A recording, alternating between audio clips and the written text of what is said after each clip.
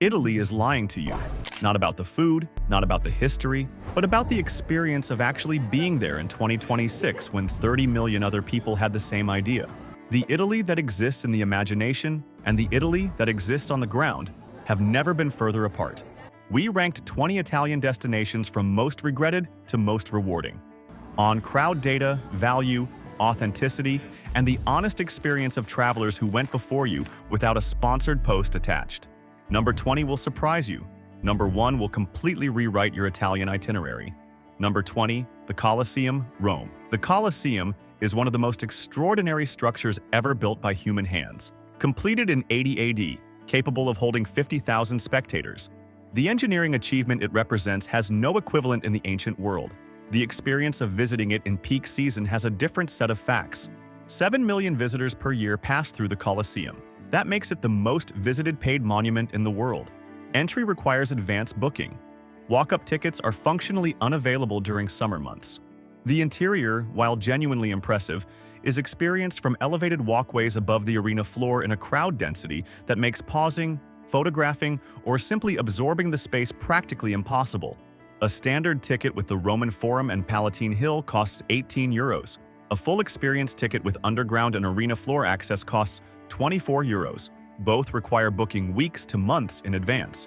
Policlinico Umberto Werthier on Viale del Policlinico provides emergency and specialist care near the Colosseum zone.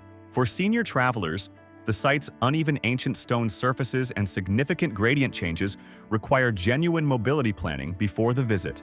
The next entry charges more, delivers less, and operates a pricing model that consumer advocates in 3 countries have formally investigated. Number 19. Venice, peak season. Venice introduced a day tripper entry fee in 2024. That decision was made because the city's own management concluded that visitor volumes were causing irreversible physical damage to a UNESCO World Heritage Site.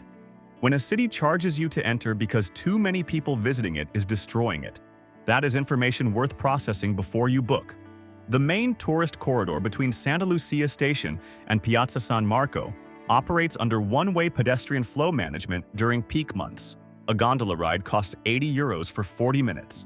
The canals on the main tourist routes are clogged with other gondolas, water taxis, and delivery boats. A meal within 200 meters of Piazza San Marco runs between 40 and 90 euros per person, for food that locals neither eat nor recommend. Ospedale Civile SS Giovanni e Paolo provides emergency care within the city. Venice's labyrinthine geography means emergency response times exceed any comparable mainland European city. For senior travelers with cardiovascular considerations, that response variable belongs in the planning conversation. The authentic Venice exists, but finding it requires knowing exactly where to look. The next entry costs considerably less than Venice and somehow manages to disappoint more specifically. Number 18. The Leaning Tower of Pisa. The Leaning Tower of Pisa leans. That is the entire proposition. The tower is a genuine architectural anomaly. The Piazza dei Miracoli surrounding it is legitimately beautiful medieval architecture. The average time visitors spend in Pisa, according to Italian Tourism Authority data, is 2 hours and 40 minutes. Almost all of it in the same square, almost all of it taking the same photograph with an outstretched hand appearing to hold up the tower. Entry to climb the tower runs 43 euros per person. For a structure visible entirely from the outside in under 10 minutes, the surrounding city of Pisa has genuine character. A functioning university, excellent food, streets that bear no relationship to the tourist zone around the tower. Most visitors never see any of it. Azienda Ospedaliero Universitaria, Pisana, provides full emergency and specialist care. The next entry is a city that has built its entire reputation on a single image that the reality consistently fails to match. Number 17.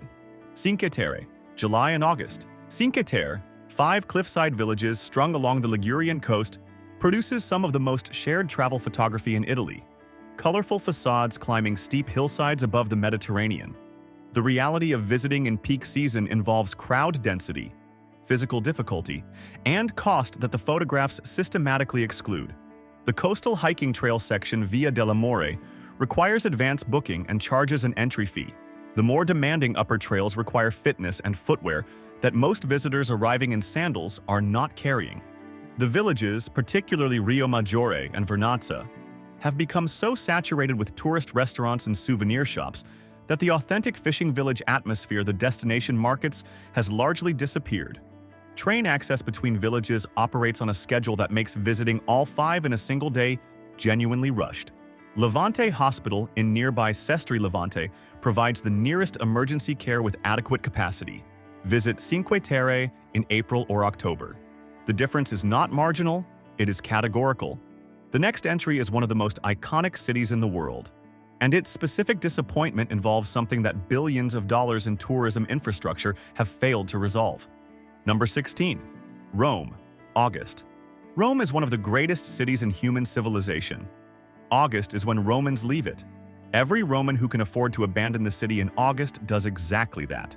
What remains is a city running at reduced capacity, in temperatures regularly exceeding 38 degrees Celsius.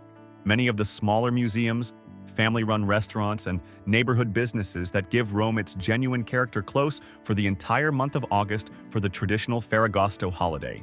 The tourist infrastructure remains open. The authentic Rome largely does not. A city of reduced services, peak crowds, and temperatures that make walking between the major heritage sites physically punishing is a specific experience that no amount of air conditioning in your hotel room fully resolves. Policlinico Gemelli and Policlinico Umberto Bur both provide emergency care. For senior travelers, Rome's August heat combined with the physical demands of navigating a city built on hills is a genuine medical planning variable. Visit Rome in October, November, March, or April, the same city. A completely different experience. The next entry is a destination that markets itself as an escape from Rome's crowds and delivers its own very specific version of the same problem. Number 15. Amalfi Coast, peak season. The Amalfi Coast is one of the most dramatically beautiful stretches of coastline in Europe. The cliffside towns, the lemon groves, the watercolor, all of it is as real as every photograph implies. The road is not. The SS 163 Amalfitana, the single coastal road connecting the towns of the Amalfi Coast, is a 2-lane highway carved into cliff face that carries the full volume of tourist buses, rental cars, scooters, and delivery vehicles serving the entire coast. Traffic jams that extend for hours during peak season are not occasional occurrences. They are daily events from June through September.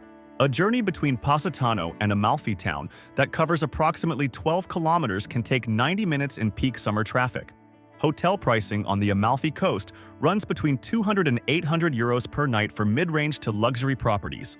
For access to a coastline that you will spend a significant portion of your stay stuck in traffic trying to navigate, Ospedale di Castiglione di Stabia provides emergency care for the coast. Serious cases require transfer to Naples. The next entry shares the Amalfi Coast's geographic beauty and has built a specific pricing problem entirely of its own making. Number 14. Positano. Positano is the most photographed town on the Amalfi Coast. The stacked pastel buildings climbing from the beach to the clifftop. The image is as real as any photograph implies. The reality of being there involves a specific set of conditions that the photograph does not communicate. Positano has no flat ground. Every movement in the town involves stairs, hundreds of them. The descent from the main road to the beach involves over 300 steps. The return involves the same 300 steps. For families with strollers, for senior travelers with mobility considerations, and for anyone carrying luggage between accommodation levels, Positano's terrain is a physical reality that the booking photographs were specifically taken to minimize. Accommodation in Positano runs between 200 and 500 euros per night for mid-range properties. For a room that requires climbing to reach regardless of its category, a meal on the beach promenade runs between 40 and 70 euros per person. For food that the location prices more aggressively than the kitchen justifies, the next entry has no stair problem. It has a pricing problem so specific that Italian consumer advocates have named it publicly. Number 13. Lake Como.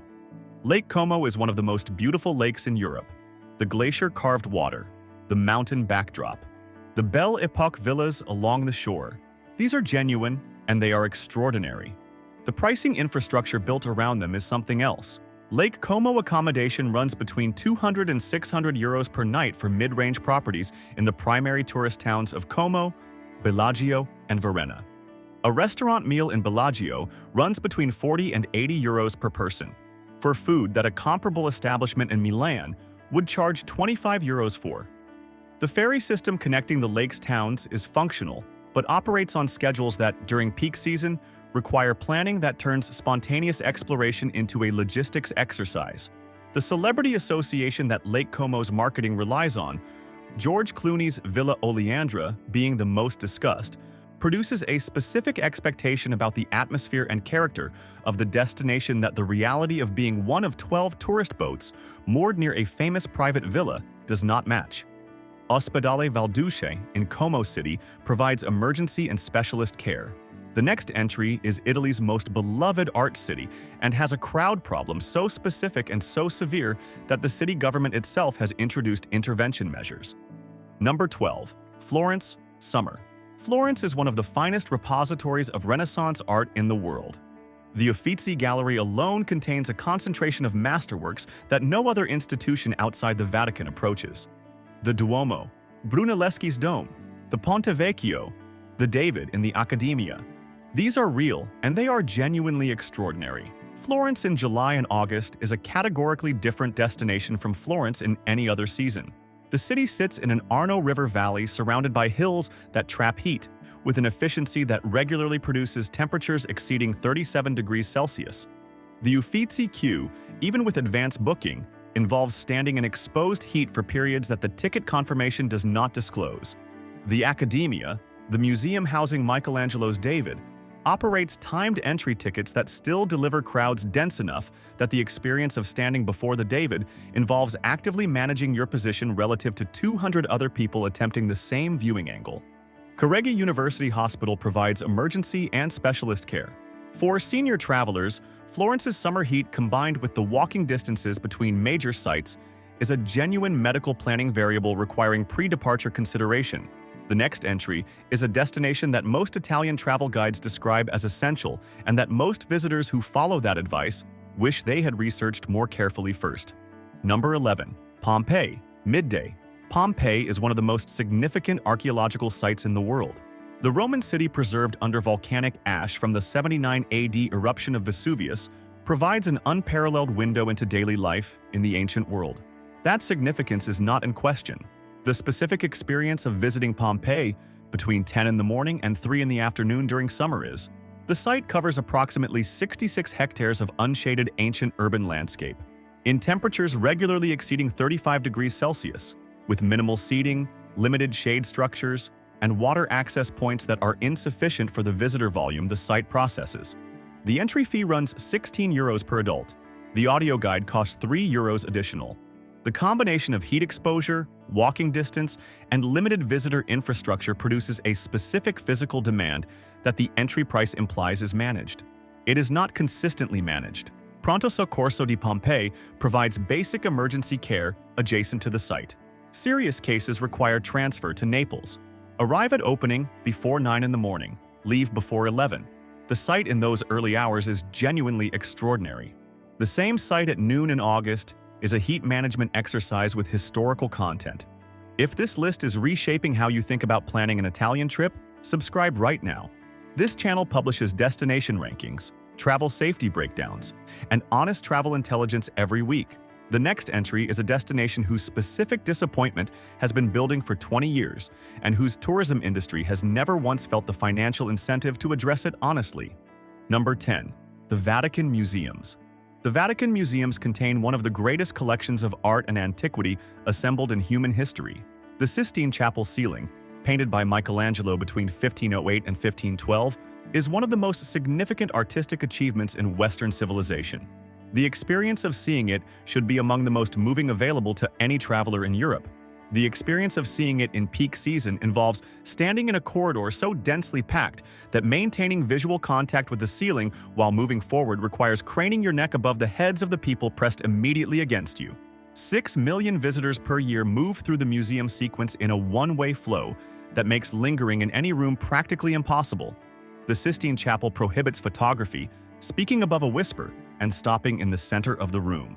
Guards enforce those rules through continuous announcements that replace the silence the space deserves with a bureaucratic soundtrack. Advance tickets run from 17 to 32 euros depending on package. Queue times for entry, even with advanced tickets, commonly run 30 to 45 minutes. Policlinico Agostino Gemelli provides emergency and specialist care near the Vatican zone.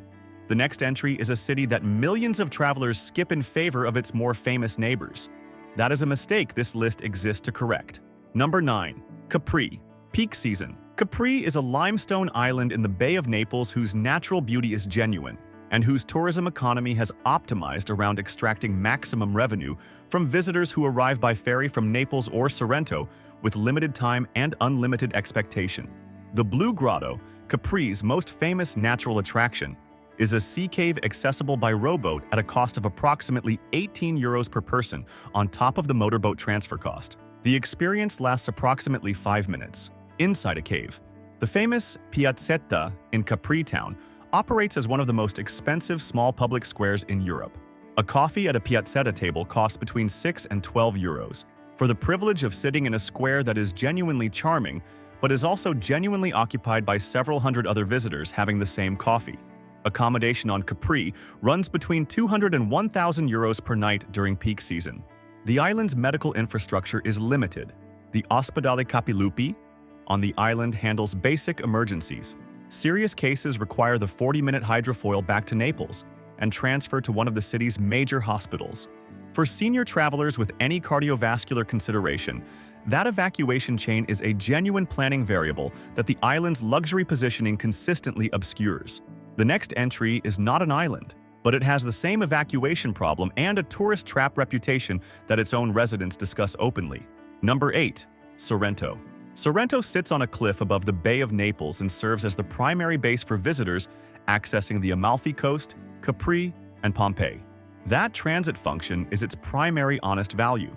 The town itself has been so thoroughly commercialized in service of the tourist economy that its main pedestrian street, Corso Italia, is a continuous sequence of limoncello shops, leather goods stores, and restaurants serving tourist-facing southern Italian food at prices that reflect the address rather than the kitchen. A limoncello in a Sorrento tourist shop costs between 12 and 25 euros per bottle.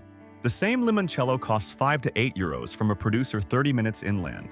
The sea view from the Villa Comunale public garden is free and genuinely beautiful. Everything built around that view is priced for visitors who have already decided to pay whatever Sorrento charges because they have nowhere else convenient to be. Ospedale Santa Maria della Misericordia provides emergency care in Sorrento. For senior travelers, Sorrento's clifftop position means that the town center and the sea level below it are connected by lifts and stairways that require planning for anyone with mobility considerations. The next destination is the most expensive day trip in southern Italy, and the specific gap between its marketing and its reality has been documented by Italian consumer organizations for over a decade. Number 7. Portofino. Portofino is a small fishing village on the Ligurian coast east of Genoa. Its harbor, lined with pastel buildings reflected in still water, is one of the most reproduced coastal images in Italian tourism. The image is real. The fishing village is not. Portofino has a permanent population of approximately 400 residents and a visitor economy built entirely around luxury day tourism and super yacht mooring. The harborfront restaurants operate at price points that are competitive with the finest dining in Milan. A seafood lunch at a Portofino harbor restaurant runs between 80 and 150 euros per person. For food that an equally skilled kitchen in Genoa's historic center delivers for 25 to 40 euros. Parking near Portofino is limited and expensive. The town is most commonly accessed by ferry from Santa Margherita Ligure, or by a paid shuttle bus from the parking areas on the approach road. The Ospedale di Rapallo provides emergency care for the Portofino area. The town takes approximately 40 minutes to walk around in its entirety. The cost of spending those 40 minutes in Portofino versus almost anywhere else on the Ligurian coast is the specific problem. The next entry is in a completely different region and carries a disappointment that is entirely about what was promised and entirely absent on arrival. Number 6. Tuscany winery tours. Peak season. Tuscany's wine country, the Chianti Classico zone between Florence and Siena, the Brunello producers around Montalcino, the Vino Nobile estates near Montepulciano, is one of the finest wine landscapes in the world. The wines are genuine. The landscape is genuine. The peak season winery tour experience is a managed throughput operation. Major Chianti estates during July and August process hundreds of visitors per day through tasting rooms designed for intimate small group experiences. The sommelier, who should be guiding your understanding of the estate's production philosophy, is simultaneously managing 3 other groups in adjacent tasting spaces. The wines are still good. The experience bears limited relationship to what the marketing photographs imply. Tasting fees at major Chianti estates run between 25 and 60 euros per person. For groups of 20, in a converted barn with a 45-minute slot. Visit Tuscany wine country in September or October during harvest. The same estates, the same wines, the same landscape, with a scale and a pace that the product actually warrants. The next entry is not a wine destination. It is a city that most travelers treat as a day trip, and that rewards a very different approach entirely. If this list is genuinely changing your Italian travel strategy, hit the like button right now. It helps this video reach every traveler currently planning an Italian trip who deserves this information before they commit. One tap, real impact. Number 5. Siena Day Trip. Siena is one of the finest surviving medieval cities in Europe. The Piazza del Campo, the shell-shaped central square where the Palio horse race has been run since 1656, is among the most extraordinary public spaces on the Italian peninsula. The Duomo di Siena's striped marble interior and the works of Duccio and Pisano it contains are genuinely world-class. The problem is not Siena. It is the day trip itinerary that most visitors apply to it. Siena requires time. The city's medieval street plan, which climbs in 3 directions from the central Campo, reveals its character slowly. The neighborhoods behind the main tourist thoroughfares, the quiet, contrade districts where local identity is still organized around the ancient neighborhood rivalries of the Palio, are where the city's actual character lives. Day trippers from Florence arrive by bus between 10 and 11, cover the Campo and the Duomo by 2, and depart without having seen any of it. Azienda Ospedaliera Universitaria Senese provides full emergency and specialist care. For senior travelers, Siena's hilly terrain requires planning, but the city offers electric bus connections between the major levels for those who need them. Stay overnight. See the Campo at 7 in the morning before the buses arrive. The next entry is the destination that most surprises travelers who arrive expecting the small-town Umbrian character the marketing promises. Number 4. Assisi. Summer. Assisi is a medieval hilltop town in Umbria, whose association with Saint Francis of Assisi and the Franciscan order makes it one of the most important pilgrimage destinations in Christianity. The Basilica of Saint Francis, with its Giotto fresco cycle documenting the life of the saint, is a genuine masterwork of medieval Italian art. The town's pink limestone architecture and its position on the slopes of Monte Subasio, with views across the Umbrian Valley, are genuinely beautiful. The summer experience is the specific subject of consistent traveler regret. Assisi in July and August processes a volume of pilgrimage and tourist traffic that the town's narrow medieval streets were not designed to accommodate. The approach roads require shuttle buses from parking areas below the town during peak periods. The Basilica operates mandatory visitor flow management that reduces the experience of standing before the Giotto frescoes to a moving queue rather than a contemplative encounter. The restaurants on Via San Francesco and the surrounding streets price for visitors who will not return rather than for the pilgrims the destination ostensibly serves. Ospedale di Assisi provides basic emergency care. Serious cases require transfer to Perugia. Visit in October or March. The town is the same. The experience is categorically different. The next entry is the most overhyped day trip in northern Italy, and the specific reason why will genuinely surprise you. Number 3. The Last Supper, Milan. Leonardo da Vinci's Last Supper, painted on the refectory wall of Santa Maria delle Grazie in Milan between 1495 and 1498, is one of the most significant paintings in the history of Western art. This is not a question. The experience of seeing it requires more preparation than any other single artwork visit in Italy. Tickets release on the official reservation website approximately 3 months in advance. They sell out within minutes of release for any date during peak season. Third-party ticket resellers charge between 70 and 150 euros per person for access that costs 15 euros through the official channel. The visit itself lasts 15 minutes. Visitors enter through a series of climate-controlled chambers designed to protect the fragile tempera mural from atmospheric changes. The group size is capped at 25 people. The 15 minutes begins when you enter the refectory. It ends when you leave. There is no returning. There is no additional time for reflection. The painting is extraordinary. The conditions of viewing it are unlike any other museum experience in Italy. Understand precisely what you are booking before you commit to the logistics of securing that ticket. Ospedale Maggiore Policlinico provides emergency and specialist care in Milan. The next entry is not in Milan.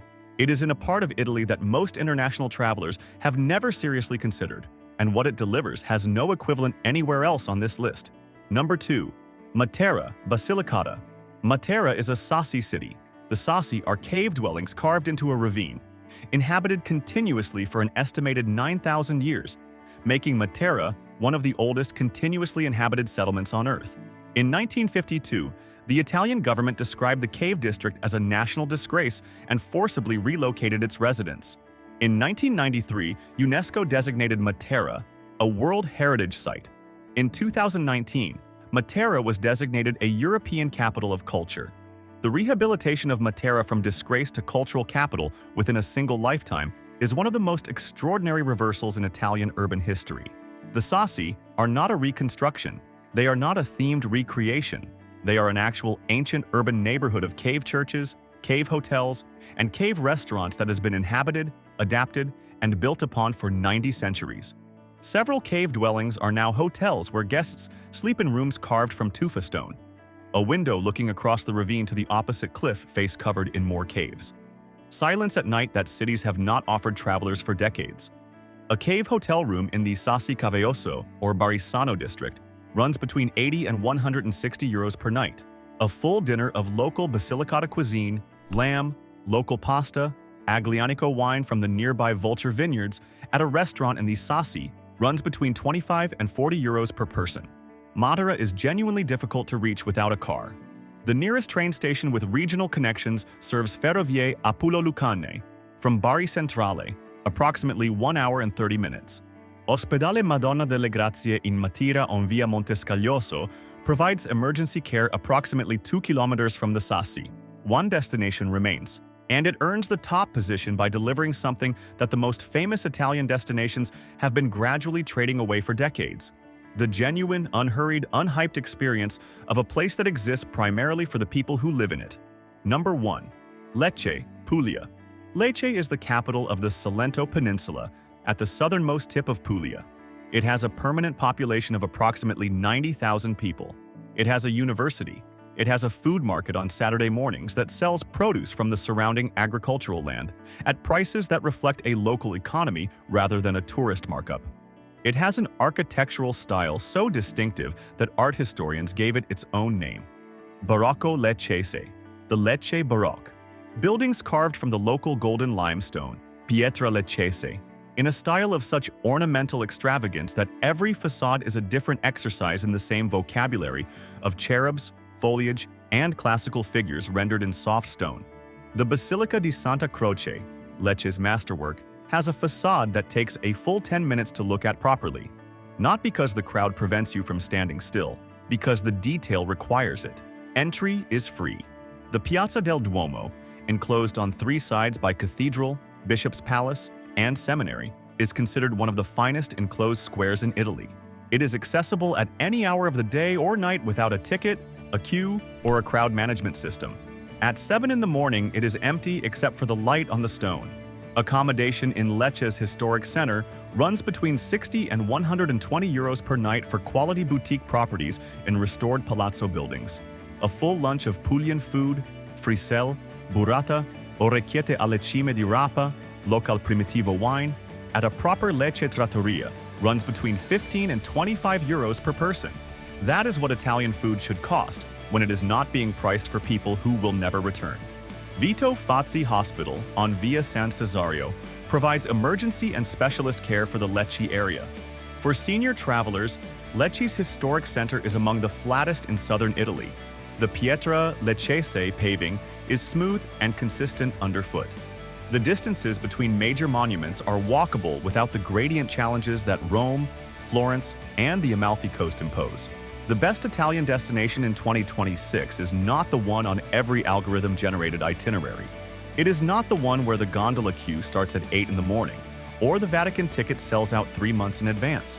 It is a city in the south of the country where the stone is golden, the food is honest, the prices reflect the real cost of the ingredients, and the people who live there have not yet been priced out of their own neighborhoods by the short-term rental economy. Lecce is that city, and the travelers who find it tend to do what travelers always do when they find somewhere the crowds have not yet reached. They tell almost nobody about it. Thanks for watching. If this list changed even one destination on your Italian itinerary, drop it in the comments right now. Tell us which place you are removing and which one you are adding. We read every single comment and we answer as many as we can. For more destination rankings covering France, Spain, and Greece with the same level of detail on value, safety, and the honest experience of being there, click the next video on the left. We will see you there.